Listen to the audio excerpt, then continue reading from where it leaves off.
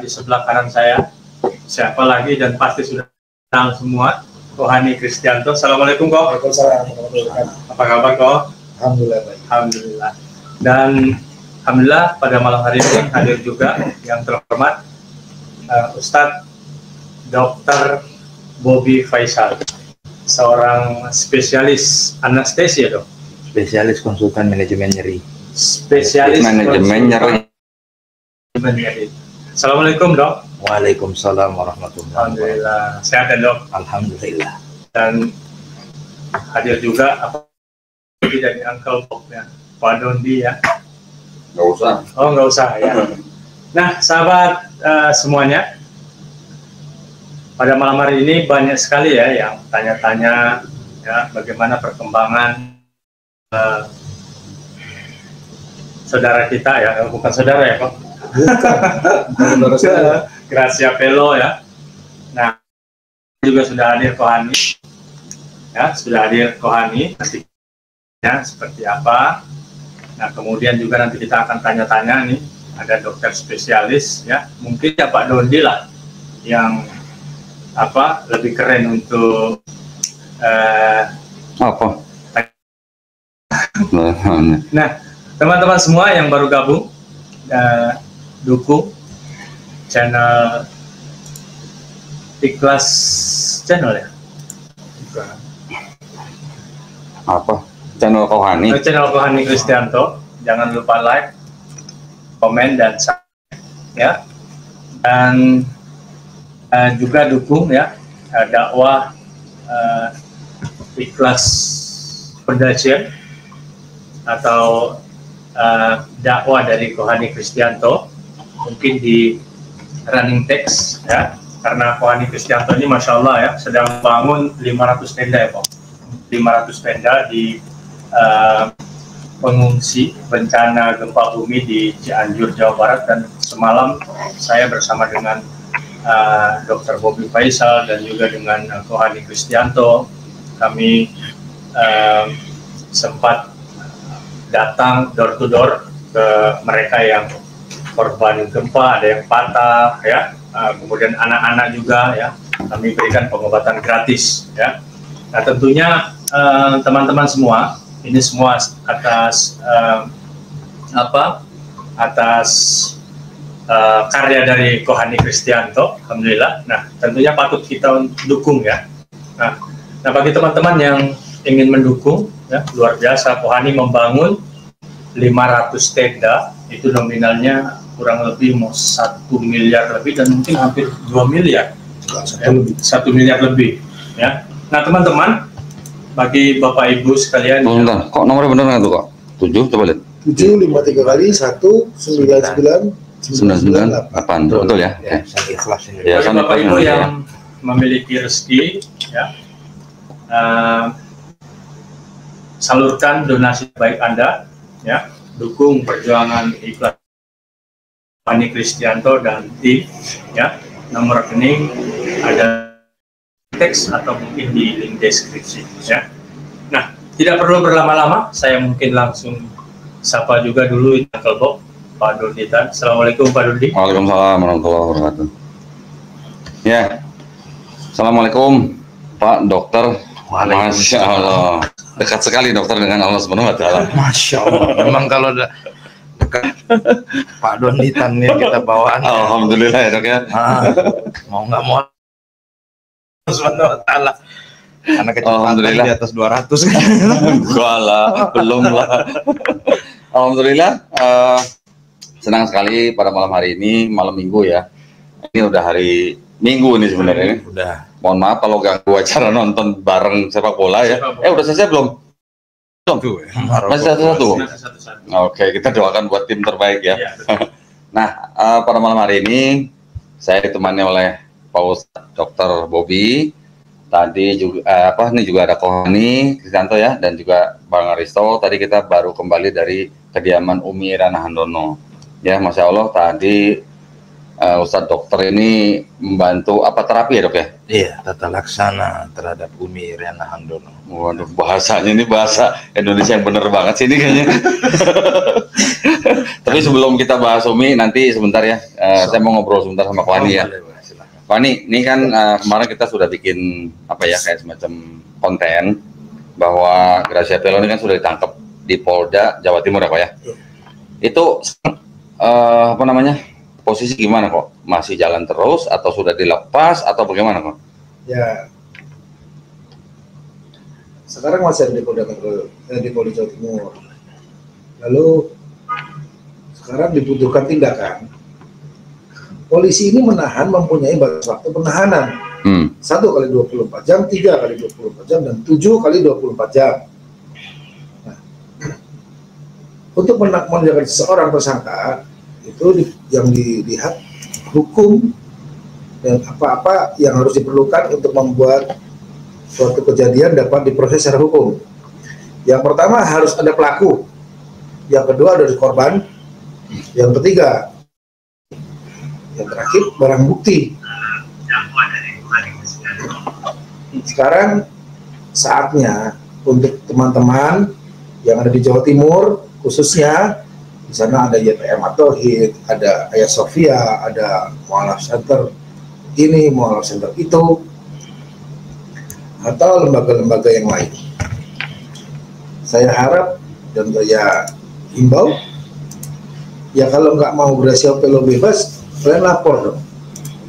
Kami sudah lapor dari Jakarta, tapi yang di Surabaya sendiri ini mudah. Gracia Pelo-nya ada di Polda, nggak harus dicari lagi. Yang melaporkan mana? Download YouTube-nya, masih ada kan link-linknya tuh. Dan dia kan sudah berkali-kali. Saya cari Gracia Pelo itu udah 6 bulan. Saya sudah 4 kali ke Kota Malang, saya datang ke tempat dia ngajar di kampusnya. Kodoli bantu cari di Surabaya juga. Nah sekarang nggak usah dicari, orangnya ada. Download YouTube-nya, pembuktiannya, tim pengacara Muslim, di menit keberapa dia melakukan fitnah, di menit keberapa dia membuat hadis palsu, di menit keberapa dia mengucapkan kata-kata penghinaan. Silakan para lembaga-lembaga yang ada melaporkan sebagai tanda bukti kita tidak menerima jika ada kejahatan menghina agama lain.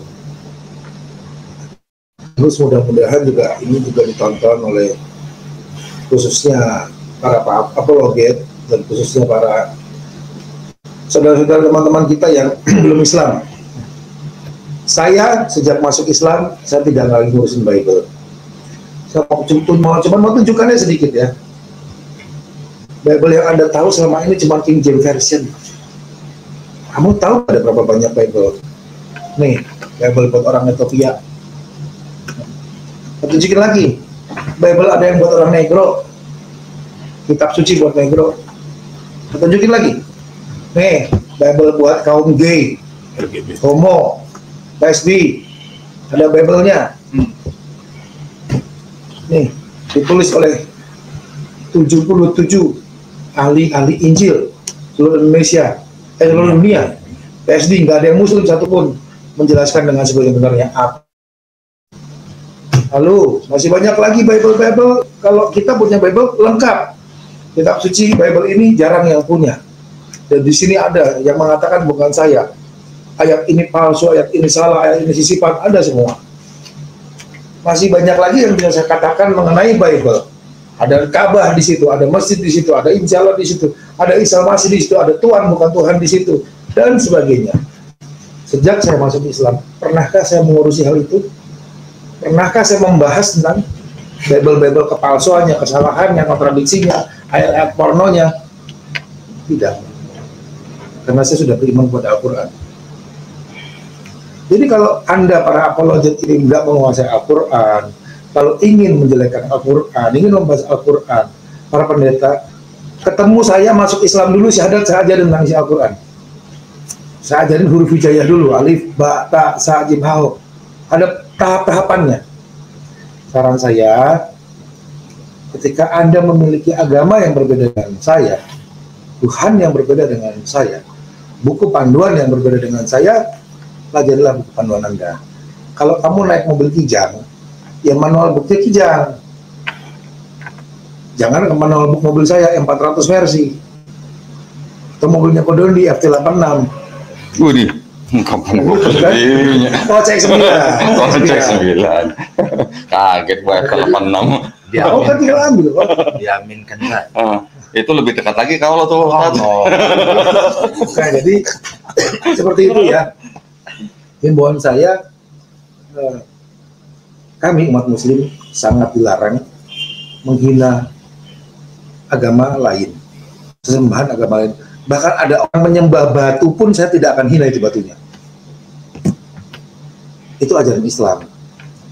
Tapi bedakan diskusi ilmiah yang dilancarkan, yang di kayak Kodondi. Ini Kodondi belajar banyak banget karena dia tadinya juga bukan dari Islam, tapi dia ilmiah. Dan tidak pernah dari mulutnya Kodondi keluar hinaan-hinaan. Misalnya kok Tuhanmu begini begitu, nggak ada. Kita bicara dengan fakta yang bukan mengada-mada, yang dibacakan sesuai dengan yang ada ditulis setelah literaturnya. Nggak kan, Doni nggak pernah bilang Tuhannya si Fulan digantung pakai kolor, kan nggak boleh ngomong begitu. Udah digantung sesuai dengan ditulis. Nah, Gracia Pelo ini ditambah-tambahin, mengewek, mengentot apa? Ini mulut kasih itu nggak begitu ya, setahu saya. Saya pemikul salib dulu. Saya lebih dari Laskar Kris dulu. Dari kecil dididik di Yayasan Marturia Indonesia saya. Sejak kapan Yesus mengajarkan seperti itu, kalimat-kalimat seperti kotor seperti itu? Kalau bilang ini dari buku ini, mana nggak ditulis di buku itu? Di buku itu nggak ada kata mengewek, mengentot, nggak ada. Nah, Anda makanya gunakan hati-hati, gunakan mulutmu. Mungkin bisa baca Amsal banyak di situ. Mulut membinasakanmu, mulut membantukanmu. Nah, kalau ada orang ngaku agamanya Islam pun lalu dia mulutnya kotor, itu bukan salah. Jadi mari kita saling menghargai, mari kita menghormati. Tapi saya mohon ya, bukan minta, saya berharap orang-orang yang mengatakan dirinya mencintai Nabi SAW melakukan satu tindakan nyata, lapor polisi. Tinggal di-download itu, linknya masih ada di Inyoanis. Dan ada banyak sekali hinaan-hinaannya berbulan-bulan. Alhamdulillah Allah izinkan saya beberapa kali ke Malang, Surabaya, mencari langsung, belum dapat. Alhamdulillah tidak disangka-sangka, tidak diduga-duga, Kapoldanya diganti. Dan begitu diganti, Kapoldanya tidak berpihak juga. Saya tahu Pak Irjen Tony Hermanto, beliau tuh kalau ada umat Muslim yang menghina agama lain ditangkap juga. Karena ini urusannya bukan penghinaan saja, tapi kedamaian antar umat beragama, keseimbangan dalam negara kita, persatuan Indonesia. Jadi mari teman-teman yang lain, polisi kan bukan jaksa, polisi bukan hakim, polisi hanya memproses sampai jadi PP 21. Mana pelakunya sudah ada, ya. Mana barang buktinya? Kita harus serahkan barang bukti, taruh di flash disk. Korbannya siapa? Saksinya siapa? Pelapornya siapa? Melakukan itu. Mudah-mudahan Allah memudahkan dari pembelajaran ke depan. Tadi saya sudah buktikan, kita punya banyak literasi untuk kitab suci Bible. Dan saya tidak perlu bahas lagi. Karena kitab suci saya sekarang namanya Al-Quran. Yang tidak ada keraguan di dalamnya. Allah. Kalau saya sudah ragu, saya nggak butuh lagi dengan kitab lain. Ya, buat anda yang suka debatin Islam, jelekin Islam, ketemu saya, ketemu Kodondi, ketemu Aresto, bersyahadat bersama kami, masuk Islam bersama kami, saya pastikan tenaga saya, waktu saya, pikiran saya, harta saya, leher saya, darah saya halal dikorbankan untuk kalian. Allah Subhanahu. Ya, jadi Gracia Pelo tuh sekarang masih di Polda kok? Alhamdulillah masih ya. Semoga di dalam juga nggak ada yang mengetok dia di dalamnya. Saya sebel banget dengan kata-kata itu kan. Sebalikin ke dia mengatakan Nabi saya mengetok, dan sekarang mudah-mudahan nggak mengetok dia di dalam. Emang ada yang doyan gitu? Kalau di sana banyak terjadi. Oh, bisa terjadi ya? Bukan di Polda kali, Lapas kali? Di Lapas, kalau di polisi nggak mungkin. Ya. Ini sejak pertama Gracia Pelo itu kan Kohani beberapa kali ke Malang, kemudian ke Surabaya. Itu kan butuh menyita waktu, menyita finansial juga nih. Wah, kalau boleh tahu nih, sejauh mana ini? Baik waktu, finansial. Ya, intinya kalau membuktikan mencintai seorang, ketika saya membuktikan saya mencintai istri saya mencari nafkah, saya berusaha agar bagaimana istri saya di rumah jadi ibu rumah tangga, anak saya tercukupi. Dan untuk membuktikan saya mencintai Nabi akan lebih daripada saya mencintai istri saya. Masya Allah. Karena yang dicintai Allah, Rasulnya paling baik. Yang nggak perlu disebutkan berapa yang sudah dihabiskan, dan itu semua bukan dari saya. Apapun yang perlu dihabiskan, habiskan, karena itu semua dari Allah. Mobil saya kan dari Allah, Allah tulis 50 tahun lalu, oh Hani akan punya mobil. Mau, ambil aja mobil saya. Nggak masalah, karena saya lebih cinta Nabi dan Allah daripada harta saya. Wah, luar biasa. Itu teman-teman semua ya. Kecintaan kepada Allah dan Rasulnya itu mengalahkan segalanya. Dan ini motivasi ya bagi kita semua. Kohane yang lahir bukan seorang muslim dari kandungan seorang yang bukan muslim, tetapi semangat dan kecintaan beliau terhadap Allah dan Rasulnya itu luar biasa. Masya Allah. Terima kasih Kohane sudah memotivasi kami. Nah, ini saya ke Dr. Bobby Faisal. Tunggu sebentar, ada yang pengen saya tanya kawan juga. Silakan. Mungkin Ustaz Dokter juga bisa menanggapi. Iya. Kemarin Gracia Pelo kan ditangkap kan diduga melanggar pasal penistaan agama ya kok ya. Iya. Ada undang-undang KUHP yang baru nih. Itu gimana kok? Pengaruh atau enggak gitu? Jadi kan makanya bagaimana kita bersama-sama berjuang, tidak bisa dipungkiri bahwa ada juga pengacara-pengacara mereka. Hukum ini kan putar balik kata. Nah, saya bilang dia nggak menghina. Saya baca literasi yang mana? Orang ada kata-kata jorok itu kan nggak ada literasinya di sini. Iya, nggak gini. Jadi sebenarnya Gracia Pelo tuh sedang berusaha untuk membela tuduhan juga katanya. Iya. Menurut dia, Bible itu atau di dalam kekristenan itu dituduh mengenai kasus Yehuda dan Tamar. Dia berusaha menjelaskan itu. Pada waktu dia menjelaskan Yehuda dan Tamar, itu tidak ada kata-kata yang kotor dan segala macamnya. Tetapi pada waktu menjelaskan mengenai Nabi Muhammad SAW dengan Zainab, itu dia membacakan tafsirnya Al-Qurtubi, ya. Tetapi pada saat membacakan tafsirnya Al-Qurtubi itu dia menarasikan dengan bahasa dia sendiri, yang mana tidak tertulis di dalam buku tafsir Al-Qurtubi itu, gitu. Nah, itu yang diduga menjadi pelanggaran.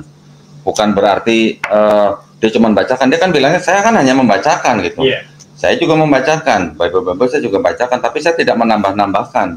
Nah, dia menambahkan kalimat-kalimat dan narasi-narasi yang keluar dari mulut dia sendiri yang tidak tertulis di dalam tafsir Al-Qurtubi.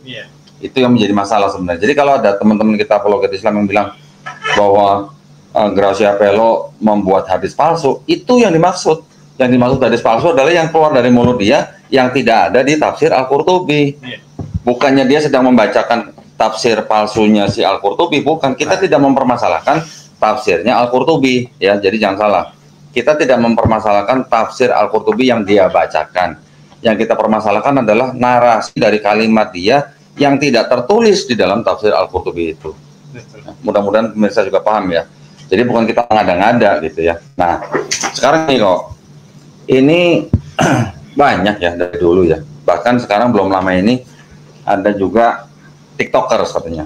Ya, seleb TikToker. Juga mereka membuat video-video yang ini sebenarnya mengganggu keharmonisan umat beragama di Indonesia gitu ya. Ya, makanya kita serahkan kepada pihak kepolisian. Kejadian-kejadian seperti ini mudah-mudahan ini segera cepat diatasi gitu ya. Supaya apa? Supaya tidak berakumulasi ya, Dok ya. Iya, harus. Ya, supaya tidak menggunung gitu masalahnya. Gitu, Dok. Pak Dokter. Wah, jadi dilengkapi oleh Kodondi ya, luar biasa. Nah, ini saya mau ke Dr. Bobby Faisal. Secara mendadak, itu kan menghubungi Ariesto, kemudian dengan semangat mengajak kami untuk berkunjung ke ke Sukabumi, tidur di tenda, ya, makan di pinggir jalan, ya kan? Ini apa sih sebenarnya, Dok, yang membuat dokter begitu semangat membantu saudara-saudara kita di di daerah-daerah tempat bencana, dan ini sudah mulai sejak tsunami Aceh kalau saya nggak salah. Iya, 2000.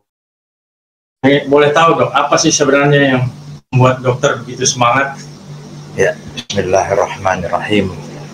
Alhamdulillah wa ala millati Rasulillah wassalatu wassalamu ala sayyidil awwalin wal akhirin khairul asyraf Muhammadin sallallahu alaihi wasallam wa ala alihi wa sahbihi ajma'in. Jadi kalau ditanya, ya saya orang Medan, Bang. Ya. Ya, Bang Dondi, ya Bang Hani, Bang Aristo, saya orang Medan. Nasution, Nansaktion.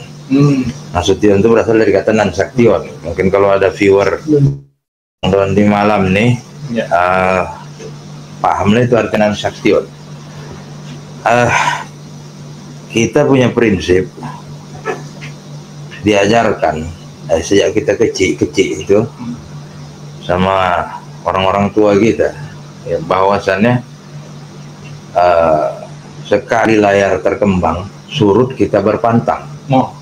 Sekali masuk ke gelanggang dari ikan menanggung malang, elok mati di tengah kandang. Masya Allah. Nah, jadi kalau ditanya kenapa dan kenapa gitu, satu aja Bang, bahwasannya saya merasa sama seperti yang dibilang Kohani tadi. Kalau ditanya antara apa dibandingkan dengan Islam, dengan Allah dan Rasulnya, dengan Islam ya, dengan Al-Quran, dengan Islam semuanya ini bakal berakhir. Ya. Ya, bahkan ada yang berakhir bahkan tak pernah berawal, kan begitu. Artinya contohnya apa? Angan-angan kita.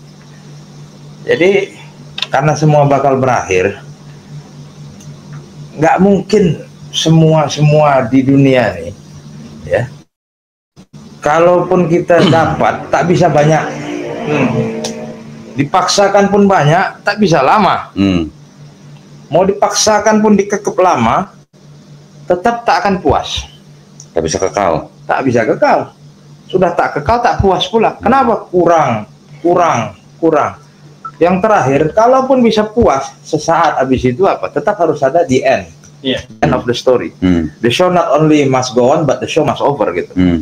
Final curtain kata Frank Sinatra. Kan begitu. Kelihatan tuanya tuh. Ketahuan tuanya maksudnya. Ketahuan tuanya. Yeah, we must face the final curtain kata Frank Sinatra kan. Iya. So kalau Frank Sinatra bilang I did it my way, kita harus bilang I did it atau we did it Allah and Rasul way. Masya Allah. Masya Allah. Nah, jadi sama seperti Kohani, Allah berikan saya kesempatan, kemampuan dan kemauan serta memberikan saya kekuatan. Mungkin di dalam bidang yang agak-agak berbeda gitu dari abang-abang semua, yaitu bidang kesehatan, bidang kedokteran.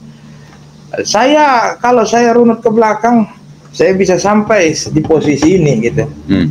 Itu saya yakin bukan karena usaha saya, Bang. Ya, bukan karena saya rajin belajar ya kan dan rajin menabung, tidak. Tapi saya kadang-kadang kalau melihat ke belakang kenapa bisa sampai seperti ini? Ya memang karena Allah Subhanahu wa taala. Saya sendiri tak tahu macam mana bisa begini. Sebab tadi ditunjukin Kohani pula ya kan, Injil Bible daripada pelangi ya. Saya teringat begitu bahwasannya salah satu teriakan mereka, my body my choice. Ya. Nah, padahal tak ada satupun dari sistem yang beredar di dalam tubuh kita, sistem anatomi fisiologi. Ini pilihan kita, kekuasaan kita. Contoh, kalau seandainya seorang perempuan begitu, dia katakan my body my choice. Badanku pilihanku, aku mau ngapain coba sampaikan sama dia. Coba kau kau atur bagaimana supaya hari-hari sirkulasi datang bulan atau haid kau sesuai dengan kemauan kau. Nggak bisa juga ya? Nggak bisa. Iya. Atau tolaklah menopause dari kau. Atau yang sudah menopause balikkan lagi. Kalau bisa begitu cocok. Begitu juga laki-laki juga begitu. Dia bilang my body my choice. Dia dia bilang, bos saya, terserah aku, badanku mau kubuat jadi seperti perempuan atau apa gitu. Coba kau rubah itu kromosom XY kau jadi XX, tak bisa. Sampai saat ini ya, itu kromosom XY itu tetap laki-laki, kromosom XX tetap dimiliki perempuan. Jadi mau dia macam mana pun berargumen. Kalau diperiksa di laboratorium biologi molekuler, saya tahu di Jakarta ini ada tuh terkenal kan, laboratorium biologi molekuler Eijkman. Nah, di sebelahnya itu tempat saya kuliah dulu spesialis, ya di Salemba. Nah, jadi mau dicek bagaimanapun, ngungging sekalipun, asalkan bentuknya manusia kok, asalkan dia lahir dari rahim, pasti hanya salah satu di antara dua kromosom ini yang ada sama dia. Kalau laki-laki dia XY, kromosom seks maksudnya. Kalau perempuan dia XX. Mau bagaimana? Kalau yang LGBT itu kromosom apa?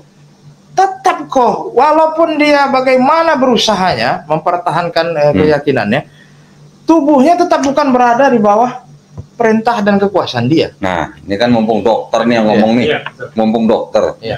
Kita sekarang tanya, LGBT itu berarti penyakit atau bukan? Ini menarik ya, Bang Ariesto, Kohani ya, Koh Dondi. Dulu ketika saya kuliah dokter umum ya, sekitar tahun 2000-an sekian gitu ke bawah, ingin sampaikan dulu kita itu ketika mata kuliah ilmu kedokteran jiwa itu kita belajar yang disebut DSM ya, diagnostik, kalau di bahasa Indonesia kan nanti diratifikasi PPD, pedoman penata laksanaan dan diagnosis gangguan jiwa.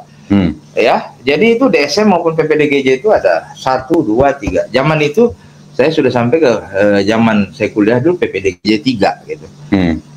Itu dulu-dulunya itu masuk bahwasannya itu adalah bagian daripada deviasi seksual. Deviasi. Iya, penyimpangan. Ya. Tapi kemudian dalam perjalanan waktu, entah apa mungkin mereka punya jejaring ya yang bisa mempengaruhi apa namanya pembentukan tata laksana dan diagnosis, karena ini dia mesti dari global. Dia tak bisa dari regional, hanya satu negara saja menerapkan, tak bisa. Dia pasti punya lobby ke tingkatan internasional, sehingga nanti kemudian saat ini pedoman penata laksanaannya yang baik dengan bahasa Inggris ya ataupun dengan bahasa Indonesia, itu yang tadinya mereka itu masuk ke bab deviasi seksual itu tidak hilang, gitu. Jadi macam direvisi. Tadi saya teringat Kohani Bible ini banyak juga revisi kamu kira. Jadi misalnya salah satu buku tadi 5 Gospels tadi, di situ dijelaskan banyak memang revisi editing. Nah, jadi kalaulah dalam tanda kutip ya, quote unquote, firman Tuhan saya bisa direvisi, apalagi cuman sekelas standar diagnosis dan penata laksanaan suatu gangguan di bidang kedokteran gitu, di bidang medis. Itu sangat bisa sekali gitu. Jadi ini saya bahasanya terlalu tinggi sih ya. Intinya itu tetap penyimpangan, cuman mereka penyakit bukan dok? Penyakit masih bisa disembuhkan nggak dok? Tergantung daripada fase di mana dia terdiagnosa dan kerusakan pada saat itu sudah seperti apa. Juga tergantung daripada nanti ada social support ya. Karena nanti menarik buat disimak, beda daripada nanti diagnosa di bidang lain. Kalau diagnosa di bidang kedokteran jiwa itu sistemnya multi aksial. Jadi diagnosanya tak satu, ada nanti kodenya F. Kalau yang lain, kalau bagian-bagian lain kan contoh, Dandi datang itu dengan demam apa, diagnosanya langsung DBD gitu kan. Atau Bang Ariesto, saya datang ini masalah banyak kencing, banyak makan tapi badan, terus dicek gula darah, ternyata dalam keadaan puasa ternyata bermasalah. Diagnosis kan begitu. Kalau yang datang tremor gimana dok? Nah, misalnya datang tremor, nah itu kita cari penyebabnya, berarti ada gangguan di saraf. Tapi dia tidak multi aksial. Sementara menarik buat disimak, kalau di bidang kedokteran jiwa diagnosisnya multi aksial. Jadi bukan cuma diri dia ya, misalnya organiknya bagaimana, tapi juga nanti sampai tingkatan bagaimana primary social support, support daripada kehidupan dia, itu juga harus didiagnosa. Nah, menarik buat disimak adalah tadi Kohani ada jelaskan ya mengenai kasus Gracia Pelo ini. Saya sebetulnya mendengarkan kalimat-kalimat yang tidak pada tempatnya untuk akal manusia yang waras gitu ya. Itu nggak enak gitu. Nah, itu mengingatkan saya, ini ada sambungan nanti dengan tadi pelangi-pelangi bilang gitu. Pelangi-pelangi itu dalam gangguan jiwa disebut koprolali. Koprolali. Bisa sih kita buka nanti di Google kosong tuh ketik koprolali. Dan itu adalah bagian daripada gejala-gejala klinis yang harus kita waspadai. Dan itu bisa berimplikasi yang tidak baik kepada keadaan psikis atau keadaan psikologi daripada seseorang dalam tanda hal ini pasien gitu, seandainya pasien seperti itu. Ya itu tadi, apa itu koprolali? Itu seringkali hal-hal yang sifatnya sesuatu yang inappropriate menurut suatu norma atau peranata di satu belief system itu ya. Itu salah satu contohnya seperti yang tadi gitu. Keluar kata-kata yang tidak pantas seperti itu ya. Yang artinya menurut kepantasan, menurut belief system yang ada di social support dia, sekeliling dia, itu tak pantas. Ini jangan dianggap sepele gitu. Tapi gini dok, di Bible sendiri itu banyak ayat-ayat yang melarang mereka mengeluarkan kata-kata kotor. Nah pertanyaan saya, apakah di Bible ini tidak ada juga misalnya sesuatu dalam tanda kutip yang bisa menyebabkan stimulus untuk ke arah hal-hal yang sifatnya inappropriate tersebut gitu. Apakah gini dok? Apakah gini? Ini menurut pandangan awam saya ya. Di dalam Bible dijelaskan bahwa tidak boleh berkata kotor. Betul. Jauhkanlah kata-kata kotor dari mulutmu. Tapi ini ada orang yang mengaku sebagai apologet, bahkan pendidikannya cukup tinggi, bahkan dia juga dianggap dia sudah mengajar di sebuah sekolah tinggi. Tapi mulutnya tuh ucapannya tidak bisa dijaga. Gitu. Betul. Apakah ini termasuk penyakit hati yang istilahnya dia ingin mengeluarkan kekesalan atau kemarahan sesuatu dengan kata-kata kotor? Iya, kalau seandainya itu nanti bisa dibuktikan bahwasanya dia itu namanya salah satu bagian dari contoh koprolali ya. Namanya koprolali gitu. Itu patut kita itu berhati-hati bahwasannya ada masalah, memang dia sakit.